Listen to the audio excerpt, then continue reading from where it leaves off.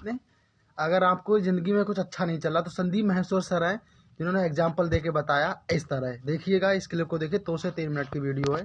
से बाहर निकलना है कि मान लो हमारे पास बार बार कोई प्रॉब्लम आ रही है, हम उसे फेस कर रहे हैं, फिर जो आसपास के हमारे सराउंडिंग्स के लोग हैं वो भी टाउंटिंग कर रहे हैं हम पर, नहीं तुमने पहले भी ऐसे किया था, अब फिर तुम फेल हो जाओगे इसमें, तो वहाँ जा करके हम स्टक हो जाते हैं और फिर हमारा कॉन्फिडेंस लूज हो जाता है। हम एग्जैक्टली कहाँ स्टक हो जाते हैं, जिसको आप जो वर्ड यूज कर रहे हो स्टक हो जाते हैं, मतलब आप कह रहे हो कि हम अपनी थिंकिंग में स्टक हो जाते हैं, थिंकिंग में स्टक हो जाते हैं, राइट? कि हम ओवर थिंकिंग में चले जाते हैं, ओवर थिंकिंग कि हम बैठे बैठे बस सोचते रहते हैं कि ऐसा क्यों हुआ, क्या हुआ, ऐसा नहीं होना कि चाहिए, हमारे में कुछ कमी ऐसा हो गया तो क्या होगा, वैसा हो गया तो क्या होगा, मैं दोबारा भी ट्राई किया नहीं हुआ तो क्या होगा। हम जानते हैं कि पहले भी ऐसा हुआ था, फिर हमने उसे ओवरकम कर लिया, लेकिन बार बार वही चीज आते आते फिर वही ब्रेन का जो कंफर्ट जोन है हम फिर वहीं स्टक होने लगते हैं। और जिस कंफर्ट जोन की आप बात कर रहे हो वो एक्चुअल में ओवर थिंकिंग वाला जोन है। ओवर थिंकिंग वाला जोन है, मतलब बैठे बैठे बस सोचते रहते हैं, जैसी हमारी कंडीशनिंग हुई कर है, कुछ नहीं पाते हैं। करते भी हैं तो थोड़ा सा करना शुरू करते हैं, उसके बाद वापस से वो थॉट्स हमारे ऊपर हावी हो जाते हैं। राइट, यही आप कह रहे हैं। राइट सर, प्रॉब्लम जो है इतनी ज़्यादा, क्योंकि एक्चुअली क्या लाइफ में अगर कुछ अच्छा होता है तो शायद हम प्रॉब्लम से इजीली निकल जाते हैं, बट बैक टू बैक जब आपको फेलियर्स ही मिल रहे हैं उस टाइम पे भी आपको फिर दिखना ही बंद हो जाता है कि हाँ, निकलने का भी कोई रास्ता है। प्रॉब्लम सबसे बड़ी पता है क्या है, कि सबको यही लगता है कि हमारी प्रॉब्लम सबसे बड़ी है। अगर यहां पर मैं एक एक करके सबको बोलूं कि आप बताओ कि आपकी लाइफ में क्या क्या प्रॉब्लम्स आई या अभी क्या प्रॉब्लम्स चल रही है, तो आई एम श्योर कोई सोच भी नहीं सकता कि अच्छा ऐसी ऐसी प्रॉब्लम्स भी कोई फेस कर सकता है क्या। तो इन प्रॉब्लम्स के बावजूद भी कुछ लोग आगे बढ़ पाते हैं, कुछ नहीं बढ़ पाते हैं। That is the big question कि एग्जैक्टली हम स्टक कहां पर होते हैं। क्या हम एक्चुअल में लाइफ में प्रॉब्लम्स में फंसते हैं या उन प्रॉब्लम्स को लेकर के जो हमारी थिंकिंग है वहां फंसते हैं? सबसे पहले ये चीज हमको क्लियर होना चाहिए। तो जो हम कह रहे हैं फंस गए हैं, हम एक्चुअल में प्रॉब्लम्स में नहीं फंसे हैं, क्योंकि प्रॉब्लम्स तो सबकी लाइफ में है। हम एक्चुअल में थिंकिंग में फंस जाते हैं। राइट। ये पॉइंट सुनने में छोटा लग रहा होगा, but it is a very big point two understand in life, जो 99% लोगों को नहीं समझ में आता है। हम क्या समझते हैं कि हम प्रॉब्लम्स में फंस गए हैं, क्योंकि the moment you say that, तो जब तक प्रॉब्लम्स रहेगी तब तक आप फंसे रहोगे। और प्रॉब्लम्स कब तक रहेंगी? लाइफ टाइम, जब तक लाइफ रहेगी। Right. But the moment you से कि मैं प्रॉब्लम्स में नहीं फंसा हूं, प्रॉब्लम्स मतलब लाइफ में नहीं फंसा हूं, मैं लाइफ के बारे में जो मेरी थिंकिंग है उधर मैं फंस गया हूं जाकर के। अब मैं उस थिंकिंग को कैसे चेंज करूं? Right. If you say that, तो वो आपके हाथ में पूरा कंट्रोल है। But if you ask me this question कि मेरी लाइफ की जो प्रॉब्लम्स हैं वो कैसे सॉल्व हो, तो उसका कोई जवाब नहीं है, क्योंकि वो कभी नहीं होगा। आज आपकी एक प्रॉब्लम है, वो सॉल्व हो भी जाएगी, कल कोई और प्रॉब्लम आ जाएगी, परसों कोई और आ जाएगी, फिर कोई और आ जाएगी, फिर कोई और आ जाएगी। Right sir. तो कैसे हम अपनी थिंकिंग को चेंज करें? सिंपल, थिंकिंग चेंज हो गई तो सब चेंज हो जाएगा। सब चेंज हो जाएगा, क्योंकि प्रॉब्लम्स को देखने का नजरिया बदल गया तो प्रॉब्लम बदल गई। एक बंदा जिसकी थिंकिंग नहीं फंसी हुई है, उसको आप चारों तरफ से फंसा दो, वो निकल जाएगा। लेकिन जिसकी थिंकिंग फंसी हुई है, उसको आप जा करके दुनिया जहान के सारे रिसोर्सेज दे दो, पूरा का पूरा खजाना भी दे दो, तब भी वो नहीं निकल पाएगा, तब भी रोएगा बैठ करके कि क्या मेरे को चारों तरफ खजाने से कैद कर दिया। अरे भाई, खजाना है, कैद नहीं है। देखे ना ऐसे लोगों को जिनके पास में सब कुछ है लेकिन रोते रहते हैं। तो सब कुछ मिलना इज नॉट अ सॉल्यूशन। जिनकी लाइफ में कोई प्रॉब्लम नहीं है वो भी रो रहे हैं। सो अब आता है कि इसका सॉल्यूशन क्या है, कि we are stuck in our thought process, how to get out of it. तो सबसे पहली चीज ये समझनी है, ज्यादा सोचने से कुछ नहीं होता है, सही सोचने से होता है। अभी सही सोचना क्या है? What is right thinking? Positively, not positively सोचना। इसको भी ध्यान से समझ लेना। पॉजिटिव सोचना क्या सही सोचना होता है? फॉर एग्जाम्पल, आगे आप जा रहे हो, किसी जंगल में हो और आगे दलदल है और आप पॉजिटिव सोच रहे हो, मेरे साथ में कभी कुछ गलत हो ही नहीं सकता, मैंने ताबीज पहना हुआ है, ये मुझे बचाएगा।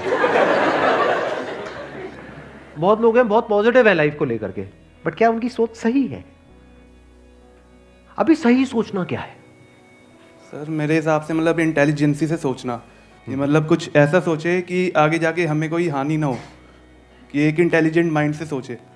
अभी इंटेलिजेंट क्या है और फूलिश क्या है? एक है फूलिश तरीका सोचने का, बेवकूफों की तरह सोचना, एक है इंटेलिजेंस के साथ में सोचना। What is intelligence? जिसको हम इंटेलिजेंस कहते हैं वो इंटेलिजेंस क्या है? साइंस को इंटेलिजेंस कह सकते हैं? नहीं कह सकते, नहीं कह सकते। तो किसको कहोगे? सुपरस्टिशंस को इंटेलिजेंस कहोगे? सुपरस्टिशंस मतलब क्या? बिलीफ। कुछ भी मान रखा है, उसको पकड़ के बैठे हुए हैं, उसके हिसाब से एक्ट कर रहे हैं, उसको इंटेलिजेंस कहोगे?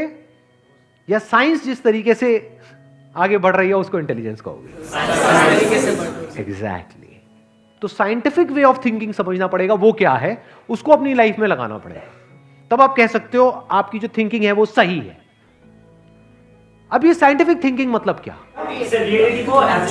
रियलिटी को एज इट इज देख लेना, दैट इज साइंटिफिक थिंकिंग। यही तो है, और क्या है? There are laws of this universe, उसको एज इट इज देख लेना, उसको ऑब्जर्व करना, यही तो है scientific thinking.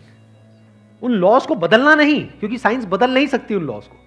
Law of gravity को साइंस बदल नहीं सकती है, उस लॉ को समझ करके उसके हिसाब से एक्ट कर सकती है। इसी साइंटिफिक थिंकिंग को अगर हमको अपनी लाइफ में लगाना हो तो इसका मतलब क्या? एक थिंकिंग हो सकती है लाइफ से रिलेटेड, जो भी आपके दिमाग में कचरा भरा पड़ा है बचपन से लेकर के आज तक, जैसा आपको समझाया गया है लाइफ के बारे में। किसने समझाया है? वो लोग जो खुद नहीं समझते,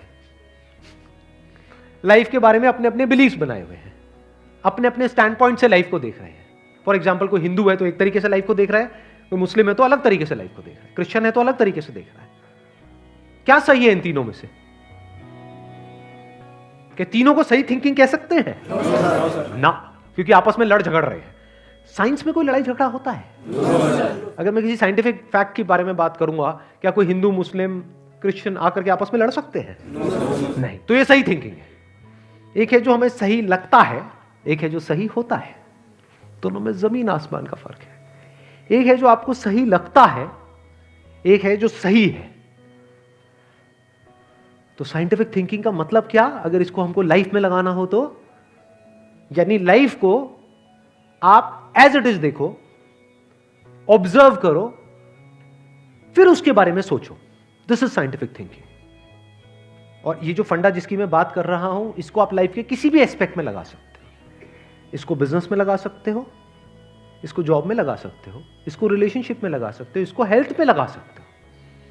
बिजनेस क्या है अगर रियलिटी को एज इट इज देखना नहीं है तो? अब ये जो आपने कहा कि बिजनेस में सब झूठे भरे पड़े हैं, क्या ये सच है या आपका अपना एक स्टैंड पॉइंट है? अभी इन्होंने बोला कि बिजनेस में सब झूठे भरे पड़े हैं। अभी ऐसे ही यहाँ पे मैं अलग अलग लोगों से अलग अलग बातें पूछूंगा ना, तो सब बड़े कॉन्फिडेंस से बोलेंगे, as if they know it for sure. जैसे मैं पूछूंगा, हाँ भाई यहाँ पे किसी मेल का किसी का ब्रेकअप हुआ होगा, तो सारी लड़कियां ऐसी होती हैं, सब धोखेबाज हैं।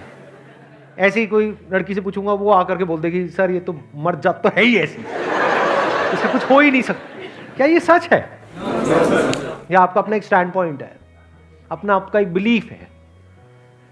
तो ध्यान से समझ लेना, इसका जो सबसे पहला स्टेप है वो है अंदर जो भी कुछ पड़ा हुआ है आपके, जो भी आपने मान रखा है उसको छोड़ दिया। अब आप हल्के फुल्के हो गए, अब एज इट इज देखा लाइफ को, लाइफ को ऑब्जर्व किया as life, not my life. For example, anger, क्या एंगर आपका है? बट आप एंगर का सोल्यूशन कैसे निकालते हो? मुझे गुस्सा आता है, मुझे गुस्सा नहीं करना है। कभी भी आप एंगर का ऐसे सोल्यूशन निकाल ही नहीं सकते।